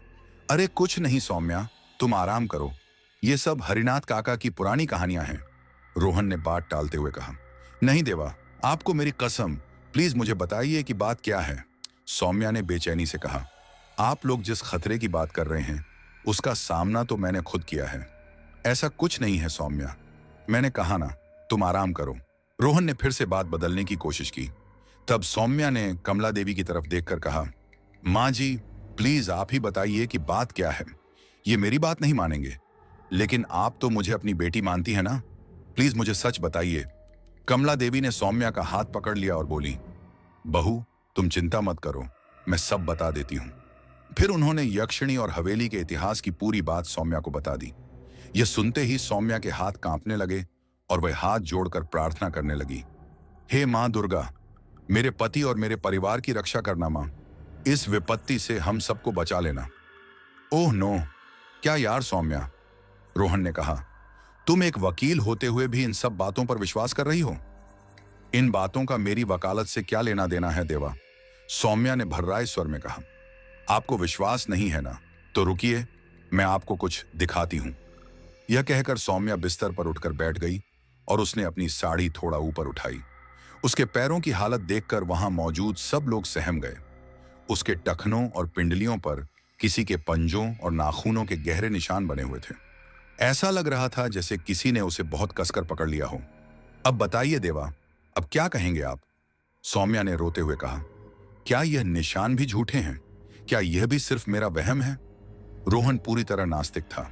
उसे किसी भी अलौकिक शक्ति पर जरा भी भरोसा नहीं था, लेकिन सौम्या के पैरों पर बने उन गहरे निशानों को देखकर उसके पास कोई तर्क नहीं बचा था। फिर भी उसका मन किसी अदृश्य शक्ति को मानने से इनकार कर रहा था। वह बिना कुछ कहे वहां से बाहर चला गया। उसके जाते ही सौम्या ने कमला देवी से कहा, मैं जानती हूं माँ जी, वे बहुत हठी हैं, कभी नहीं मानेंगे कि ऐसा कुछ हो सकता है, और ना ही मेरी बात मानकर ये हवेली छोड़ने को तैयार होंगे। इसीलिए मैं आपसे हाथ जोड़कर प्रार्थना करती हूं, आप उन्हें समझाइए कि यहां रहना हमारे लिए कितना खतरनाक है। कमला देवी ने गहरी सांस लेते हुए कहा, बहू तुम भी जानती हो कि वह कितना जिद्दी है। जिसने कभी भगवान को नहीं माना वह यक्षिणी की बात कैसे मानेगा? यह सुनकर सब लोग मन ही मन डर और चिंता से भर गए। धूप निकल आई थी और बाहर सब कुछ सामान्य लग रहा था। हरिनाथ काका सौम्या की दवाइयां ले आए थे। दवा खाकर सौम्या सो गई थी। बाकी लोग भी अपने अपने कामों में लग गए थे। लेकिन उसी दौरान रोहन के मन में एक खतरनाक फैसला जन्म ले चुका था। उसने सोचा कि अगर परेशानी की जड़ ही खत्म कर दी जाए तो सब ठीक हो जाएगा। उसने अपने जान पहचान के एक कॉन्ट्रैक्टर से बात की और कुछ मजदूर बुला लिए ताकि उस वटवृक्ष को कटवाया जा सके। जब हरिनाथ काका ने मजदूरों को उपवन में काम करते देखा तो उनके होश उड़ गए। वे दौड़ते हुए कमला देवी के पास पहुंचे, जो उस समय सौम्या के पास बैठी थी। ठाकुर मां, जल्दी चलिए, हांफते हुए हरिनाथ काका बोले। अरे क्या हुआ काका, आप इतना घबराए क्यों हैं? कमला देवी ने पूछा। हवेली के उपवन से भागते हुए आ रहा हूं, हरिनाथ काका बोले। आप जल्दी चलिए वरना बहुत बड़ा अनर्थ हो जाएगा। क्या हुआ, देवा ठीक तो है ना? कमला देवी घबरा गई। उन्हें कुछ नहीं हुआ है ठाकुर मां, लेकिन रोहन बाबू उस वट वृक्ष को कटवा रहे हैं। मजदूर लगा दिए हैं उन्होंने। मैंने बहुत समझाया लेकिन वे मान ही नहीं रहे। यह सुनते ही सौम्या भी घबरा कर उठ बैठी। आप क्या कह रहे हैं काका, यह सच है क्या? हाँ बहू, आप दोनों जल्दी चलिए और उन्हें रोकिए वरना बहुत बड़ा खतरा हो जाएगा, हरिनाथ काका घबराते हुए बोले।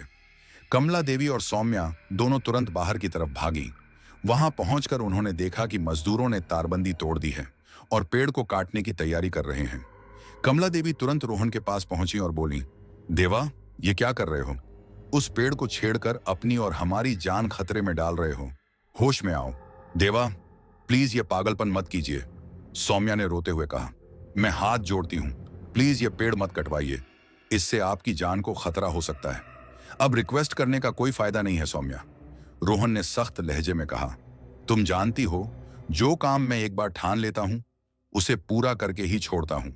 आज यह पेड़ कटेगा ही, फिर ना रहेगा पेड़ और ना रहेगा उसका डर।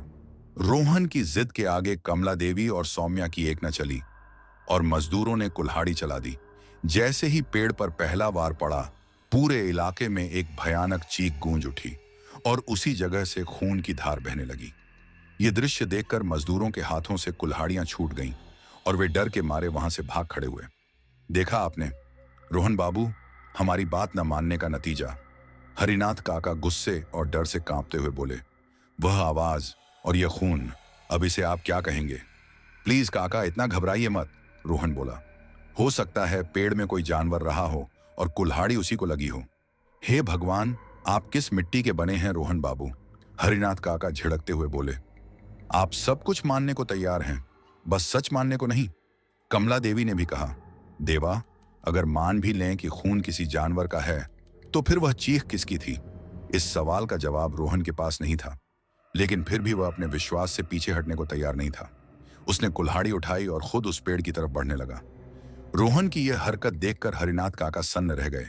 वहीं कमला देवी और सौम्या मुखर्जी के पैरों तले जैसे जमीन खिसक गई थी। दोनों ने रोहन मुखर्जी को रोकने की हर संभव कोशिश की, लेकिन जब किसी इंसान पर अहंकार और जिद हावी हो जाती है, तब उसे किसी की चेतावनी सुनाई नहीं देती। रोहन भी उसी सनक में सबकी बातों को अनसुना करते हुए उस पेड़ के बिल्कुल पास जा पहुंचा। वहां पहुंचकर उसने उस विशाल बरगद को घूर कर देखा और अगले ही पल उसके दूसरे हिस्से पर फिर से वार कर दिया, ताकि यह साबित कर सके कि पहले जो खून निकला था वह किसी जानवर का ही था। लेकिन ऐसा होना संभव नहीं था। जैसे ही कुल्हाड़ी पेड़ से टकराई, उसी क्षण खून की तेज धार फूट पड़ी और एक भयानक, दर्द से भरी चीख पूरे वातावरण में फैल गई। उस डरावनी आवाज को सुनकर पायल और रिया भी दौड़ते हुए वहां आ पहुंची। यह दृश्य देखकर रोहन का पूरा शरीर कांपने लगा। जिस सच को वह अब तक भ्रम समझता रहा था, वह उसकी आंखों के सामने खड़ा था। अब उसे मानना ही पड़ा कि कोई पारलौकिक शक्ति वहां मौजूद है। डर के मारे उसके माथे से पसीना बहने लगा और उसकी हालत ऐसी हो गई मानो किसी ने उसके शरीर से सारी ताकत निचोड़ ली हो। लेकिन अब जो अनर्थ उसने कर दिया था, उसे रोका नहीं जा सकता था। तभी अचानक तेज आंधी चलने लगी, जबकि कुछ देर पहले तक मौसम बिल्कुल सामान्य था। इतनी तेज हवा अपने आप में ही किसी अनहोनी का संकेत दे रही थी। सभी लोग किसी न किसी सहारे से खुद को संभालने की कोशिश कर रहे थे।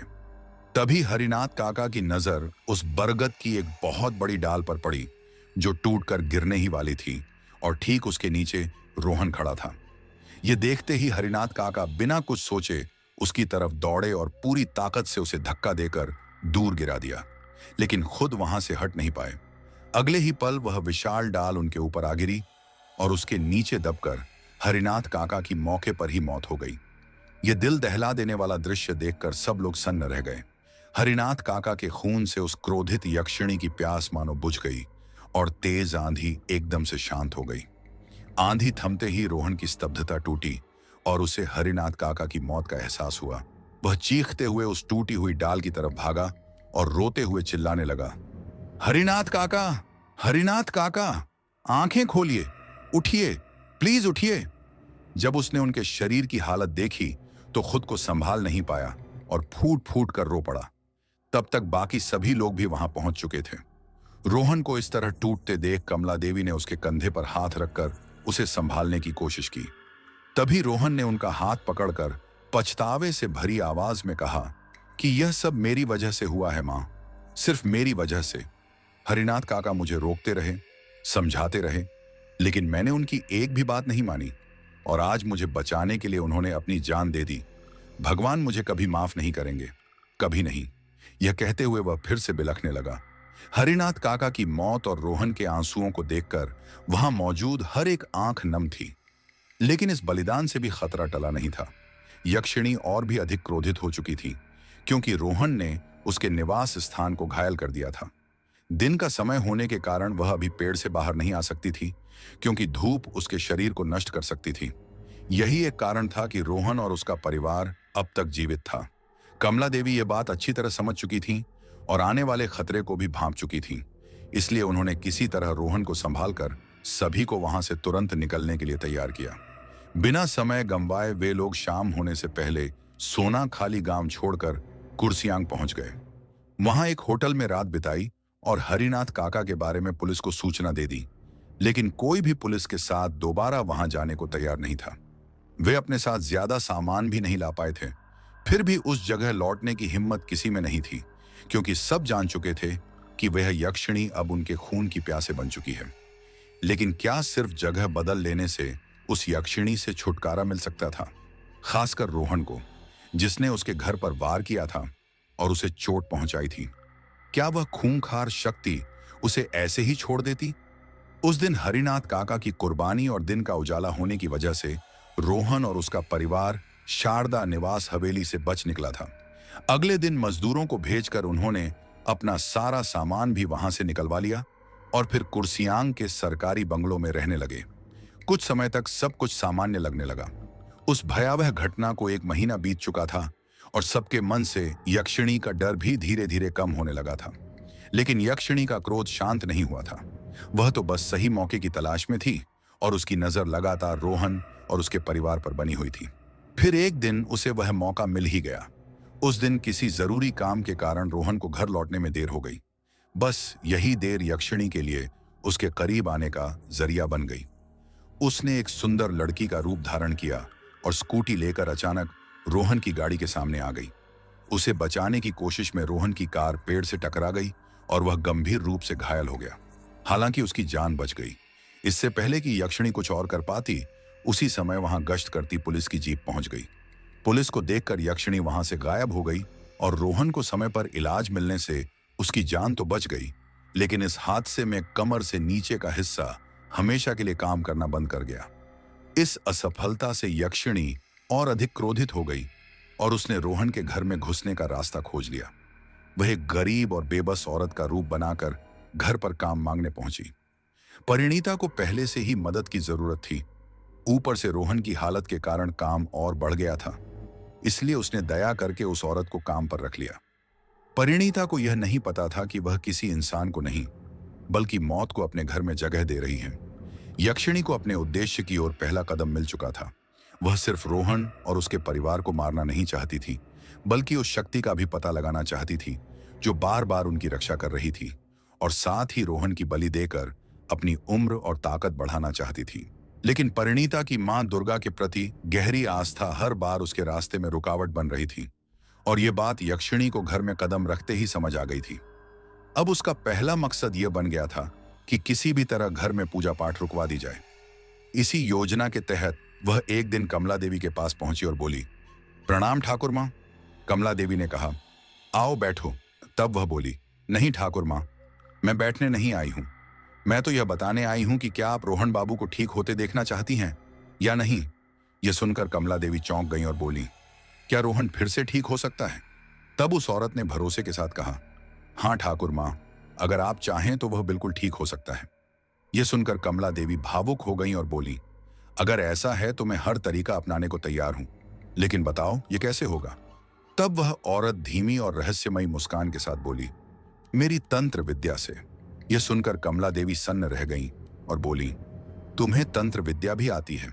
तब लता के रूप में वह यक्षिणी भीतर ही भीतर कुटिल हंसी हंसते हुए बोली, ठाकुर मां, आप यह पूछ रही हैं कि मुझे यह विद्या आती है या नहीं? कमला देवी भावुक होकर बोली, मैं तो यह कहती हूं कि अगर तुम इतनी बड़ी तांत्रिक हो तो फिर देर किस बात की है। अपनी तंत्र विद्या का प्रयोग करके मेरे रोहन को ठीक कर दो। यह सुनकर लता ने शांत स्वर में कहा, ठाकुर मां, यह तो मैं कर सकती हूं, लेकिन इसमें एक बड़ी समस्या है। कमला देवी ने बेचैनी से पूछा, कैसी समस्या? साफ साफ बताओ। तब लता ने धीमी आवाज में कहा, समस्या मां दुर्गा है। यह सुनकर कमला देवी चौंक गई और बोली, ये तुम क्या कह रही हो? मां दुर्गा और समस्या? मुझे कुछ समझ नहीं आ रहा। खुलकर बताओ कि तुम कहना क्या चाहती हो। तब लता ने कहा, ठाकुर मां, जब तक इस घर में मां दुर्गा की पूजा होती रहेगी, तब तक मैं यहां अपना तांत्रिक अनुष्ठान नहीं कर सकती। इसी कारण मैं आपके पास आई हूं। अगर आप सच में अपने बेटे को ठीक करना चाहती हैं, तो मेरा अनुष्ठान जरूरी है, और उस अनुष्ठान के सफल होने के लिए यह भी जरूरी है कि इस घर में मां दुर्गा की पूजा बंद हो और उनकी मूर्ति भी यहां मौजूद न रहे। लता रूपी यक्षिणी ने बड़ी चालाकी और मीठी बातों से अपना जाल फैलाया, जिसका असर सीधा कमला देवी के दिल पर हुआ। बेटे की सलामती की चिंता में कमला देवी उसकी बातों में आ गई। यह यक्षिणी के लिए बहुत बड़ी जीत थी, और वह मन ही मन कुटिल हंसी हंस रही थी। कमला देवी को साथ लेकर वह परिणीता के पास पहुंची। उस समय परिणीता मां को भोग लगा रही थी। दोनों को आते देखकर उसने उन्हें भी प्रसाद दिया, जिसे कमला देवी ने तो पूरे विश्वास और श्रद्धा से ले लिया। लेकिन लता प्रसाद देखते ही भीतर से कांप उठी और एक पल के लिए जैसे जड़ हो गई। परिणीता ने कहा, क्या हुआ लता, कहां खो गई? लो प्रसाद। यह कहते हुए उसने खुद लता के हाथ में प्रसाद रख दिया। जैसे ही प्रसाद उसके हाथ से छुआ, लता दर्द और जलन से तड़प उठी। उसके मुंह से तेज चीख निकल गई और प्रसाद उसके हाथ से गिर पड़ा।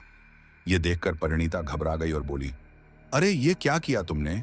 मां का प्रसाद गिरा दिया, और तुम्हारा हाथ ऐसे कैसे जल गया?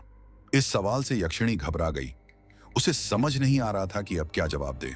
फिर अगले ही पल उसने झूठ का सहारा लेते हुए कहा, दीदी, खाना बनाते समय मेरा हाथ जल गया था, इसलिए जब आपने प्रसाद दिया तो दर्द से छटपटा गई।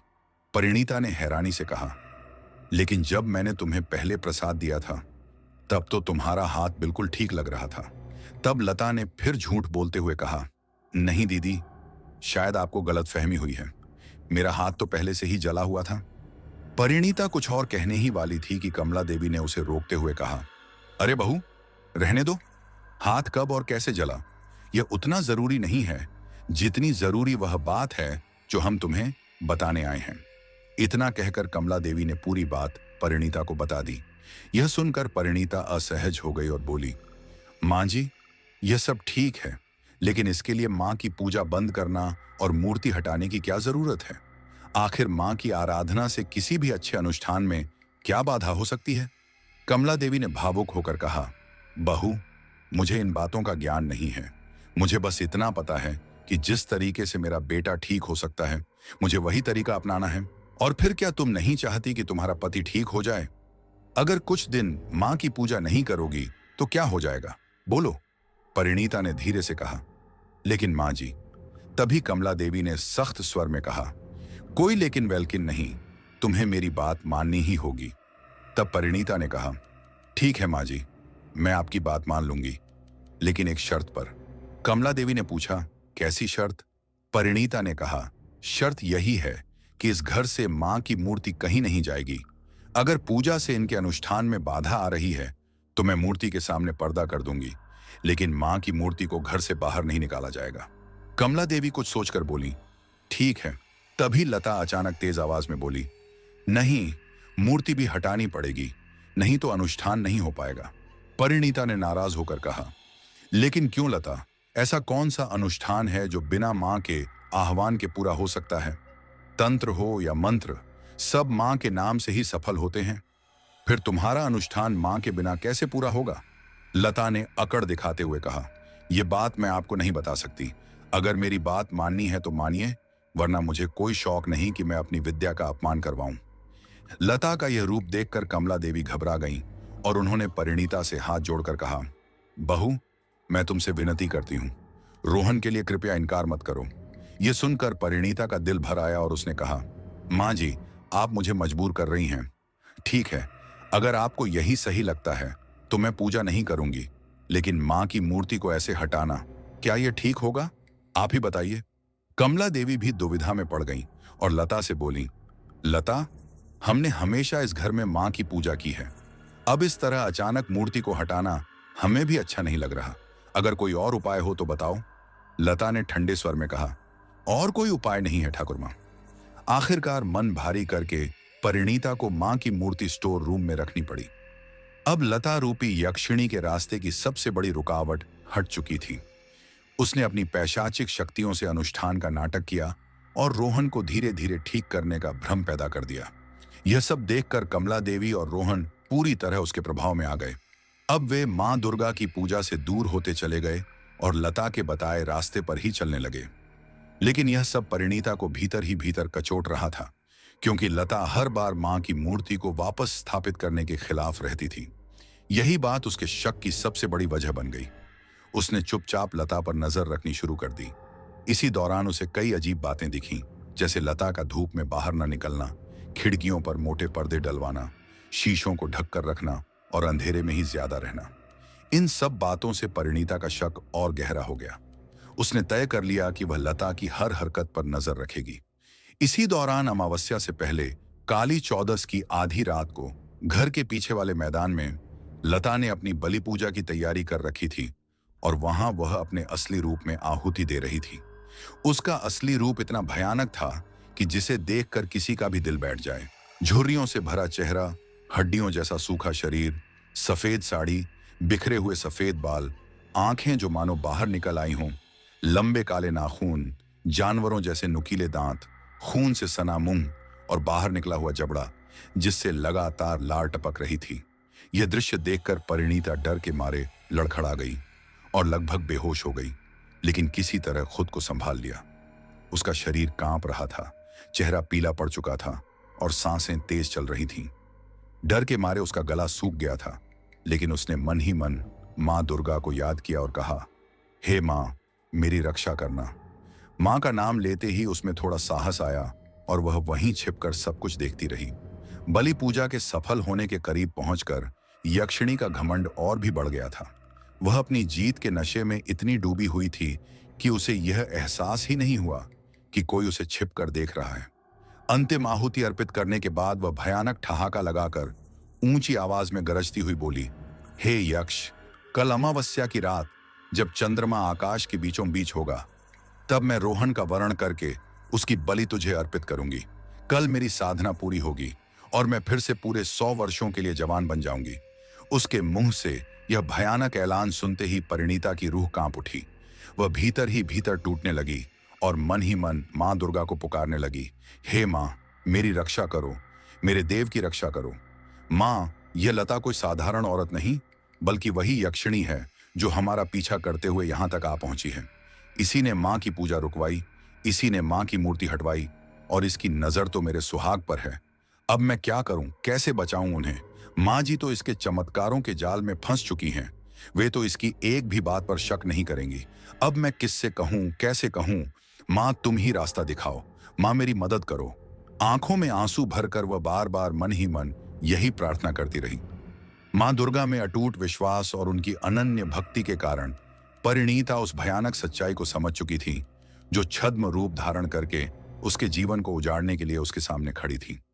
वह खुद को बार बार कोस रही थी कि काश उस दिन दया खाकर उसने लता को घर में जगह न दी होती। अगर उसे पहले ही सच्चाई पता चल जाती तो वह कभी भी उसे अपने आंगन में कदम नहीं रखने देती। लेकिन अब बहुत देर हो चुकी थी। हालात हाथ से निकल चुके थे और पछतावे से कुछ बदलने वाला नहीं था। पूरी रात वह इसी उधेड़बुन में बीत गई कि आगे क्या होगा और वह अपने पति को उस क्रूर यक्षिणी से कैसे बचाएगी। डर, चिंता और समय की कमी, इन तीनों ने उसके मन को सुन्न कर दिया था। जो कुछ भी होना था आज की रात ही होना था, इसलिए उसके पास सोचने तक की मोहलत नहीं थी।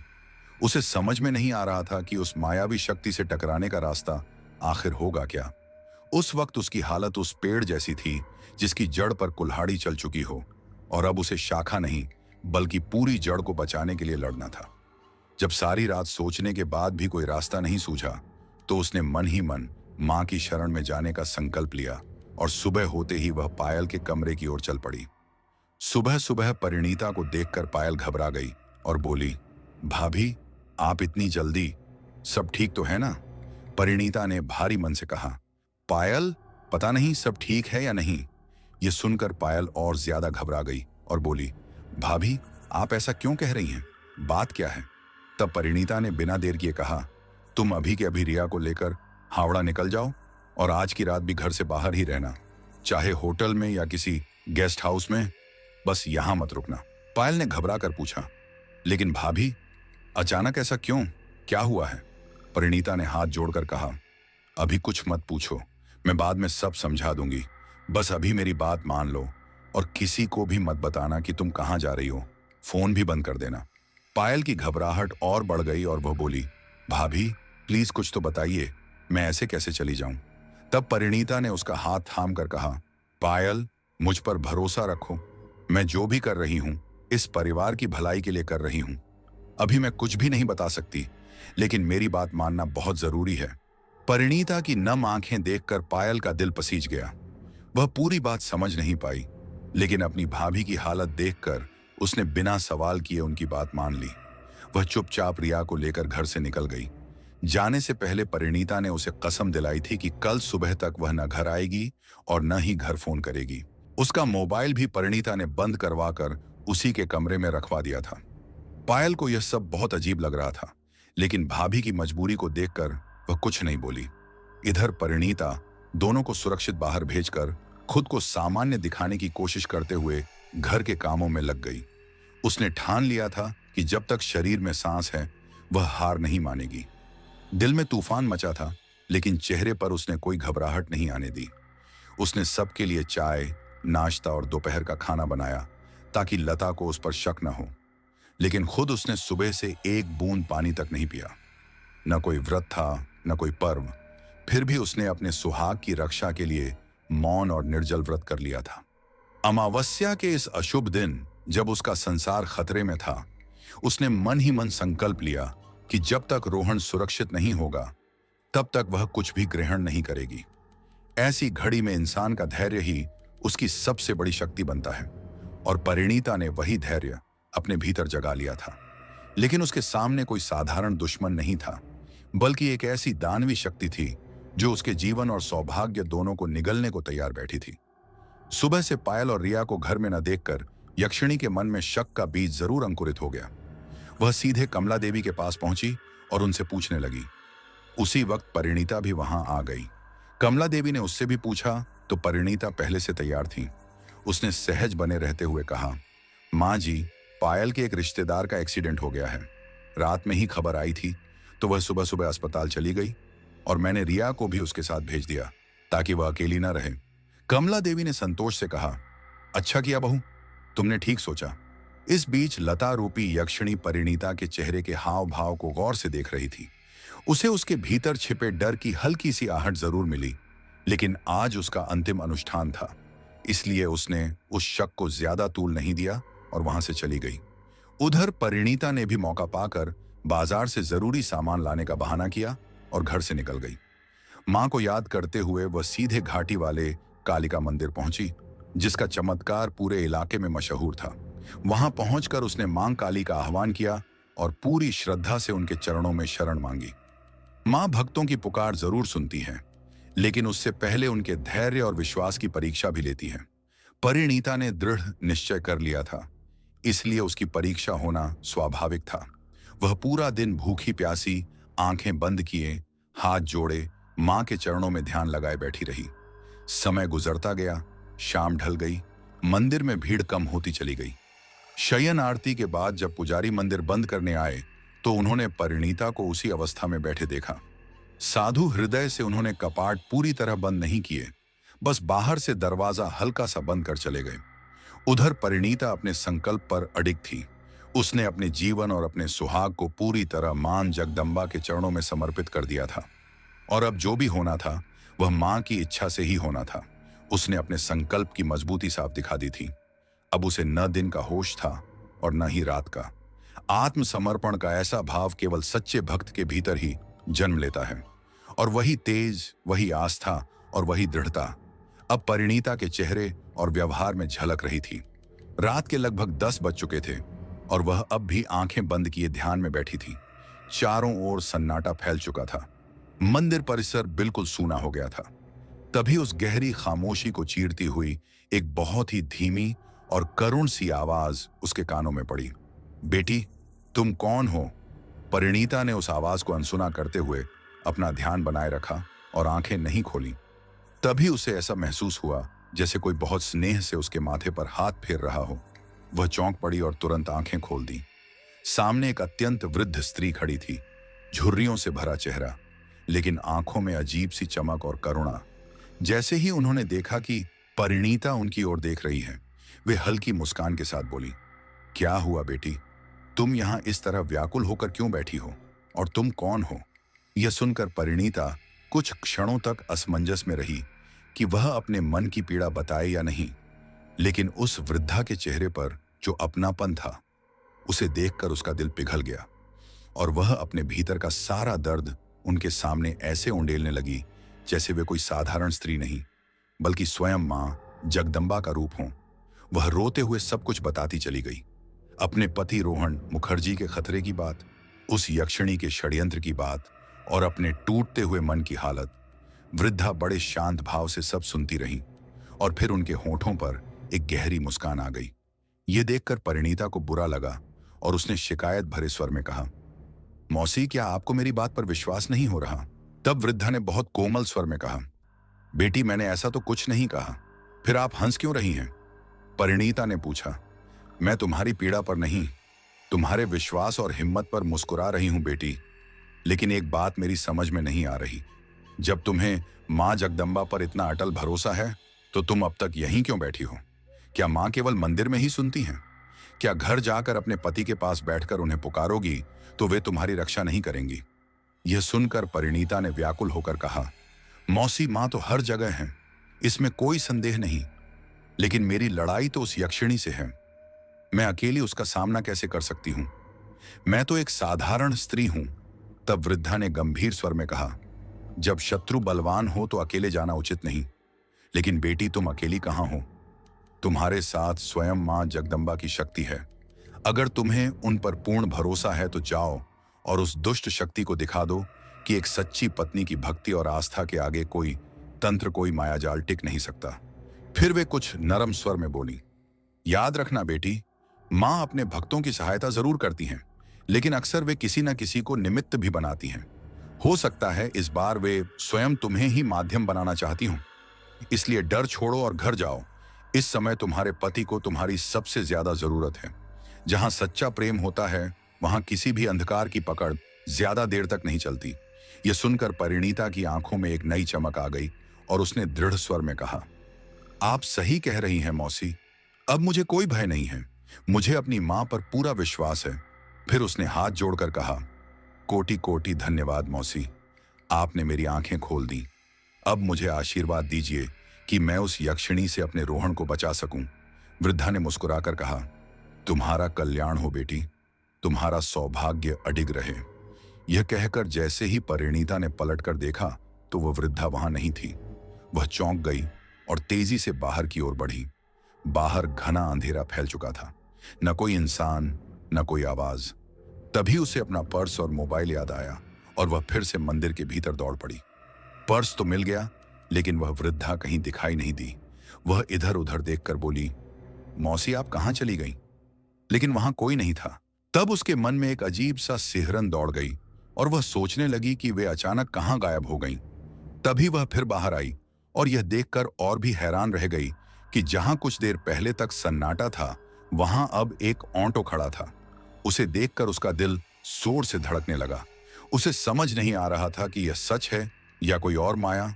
मन में डर और मजबूरी दोनों थे, लेकिन घर जाना जरूरी था, इसलिए मां का नाम लेकर वह ऑटो में बैठ गई। ड्राइवर ने बिना कुछ पूछे ऑटो स्टार्ट कर दिया। यह देखकर उसका डर और बढ़ गया, पर अब लौटने का रास्ता भी नहीं था। पूरे रास्ते उसके मन में तरह तरह के ख्याल आते रहे कि यह आदमी इंसान है या नहीं।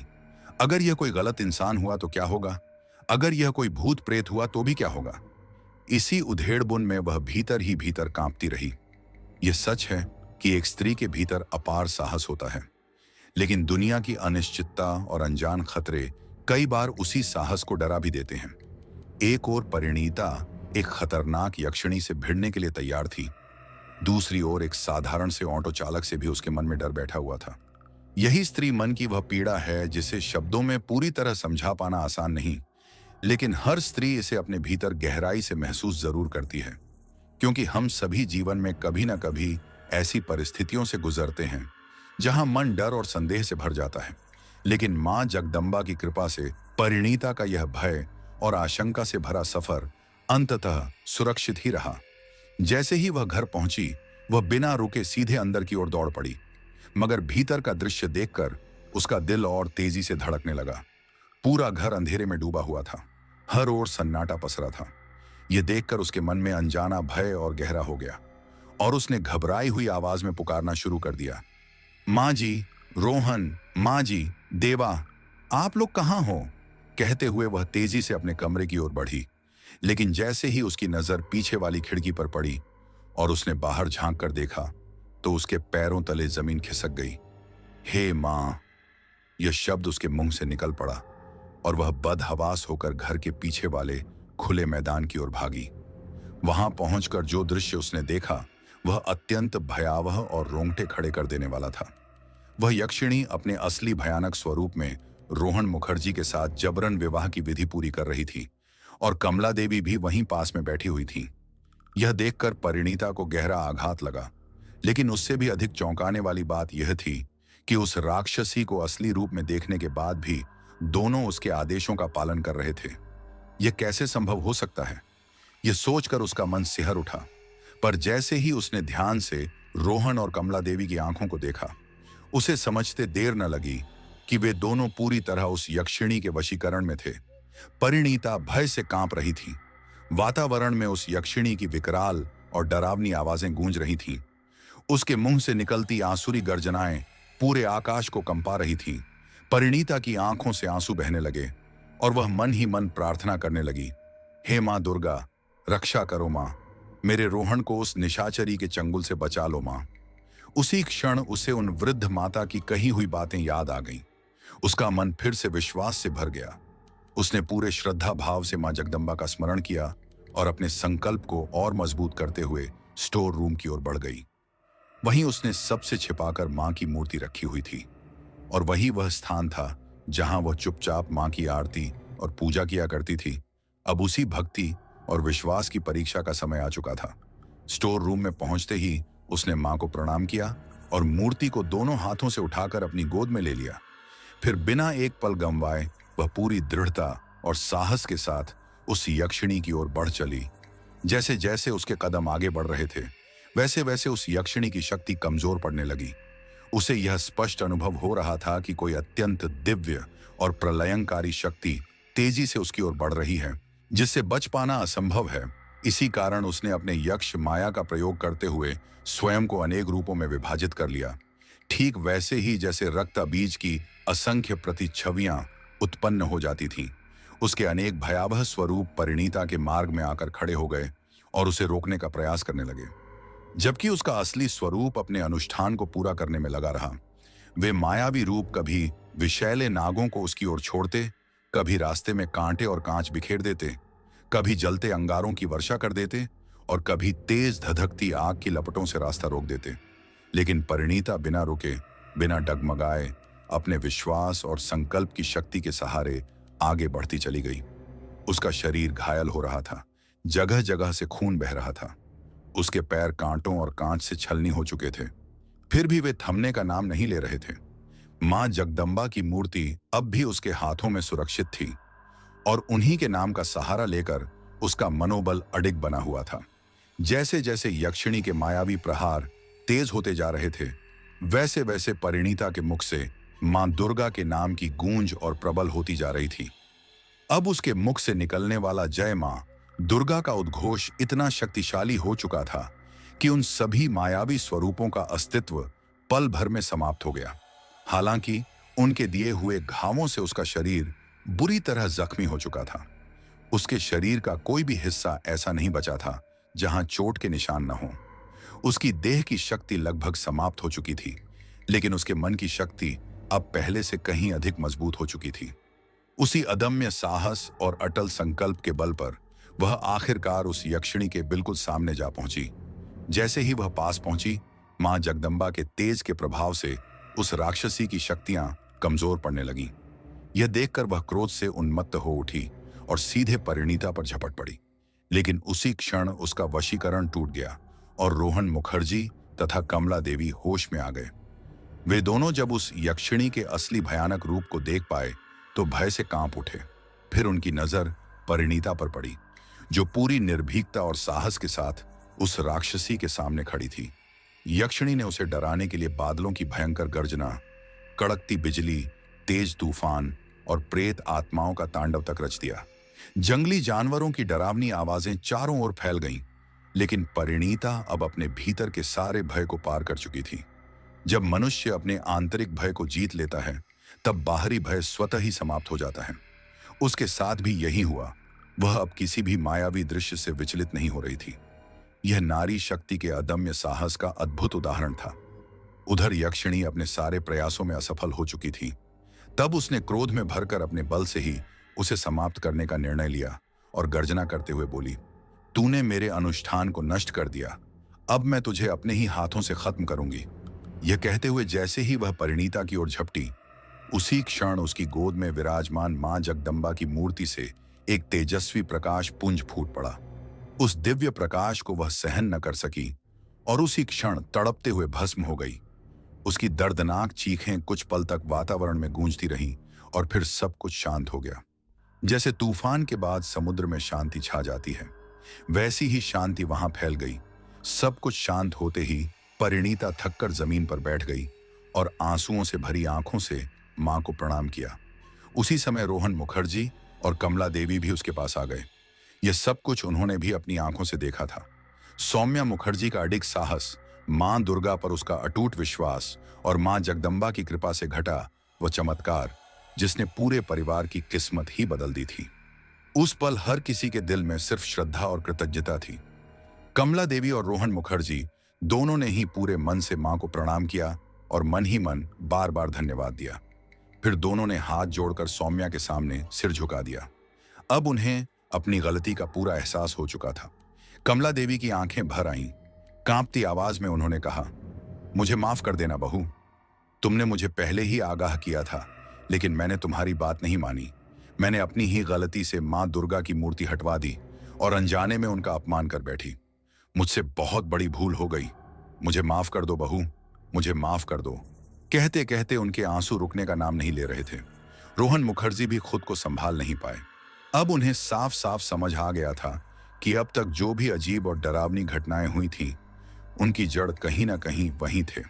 हर बार सौम्या ने उन्हें समझाया था, चेताया था, लेकिन अपने अहंकार और जिद के कारण उन्होंने उसकी एक भी बात को गंभीरता से नहीं लिया।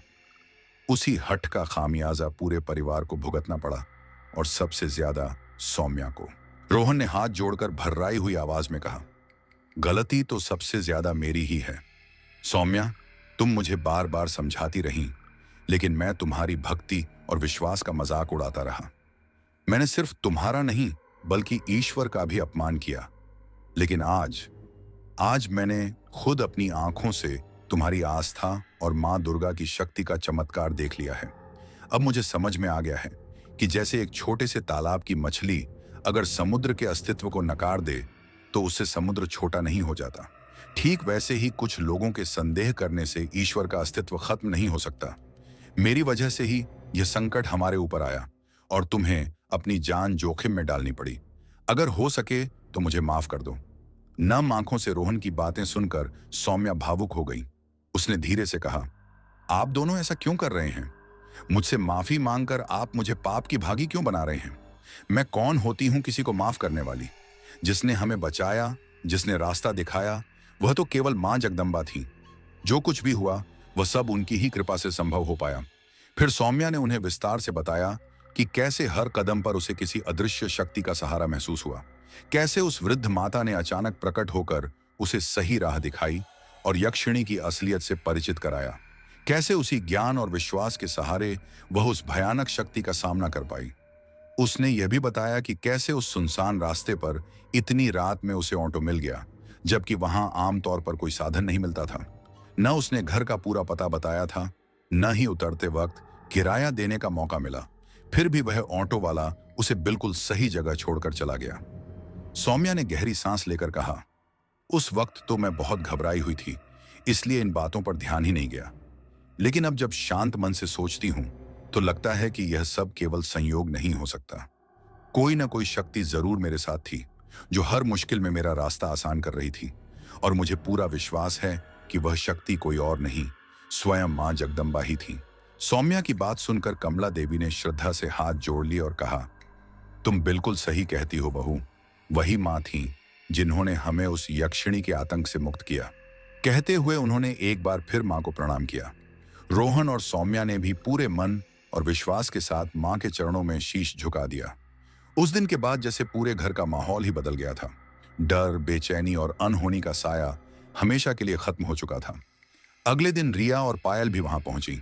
जब उन्हें सारी सच्चाई का पता चला तो उन्हें जहां राहत मिली वहीं उन्हें सौम्या पर गर्व भी महसूस हुआ कि उसने अकेले इतना बड़ा साहस दिखाया और पूरे परिवार को बचा लिया।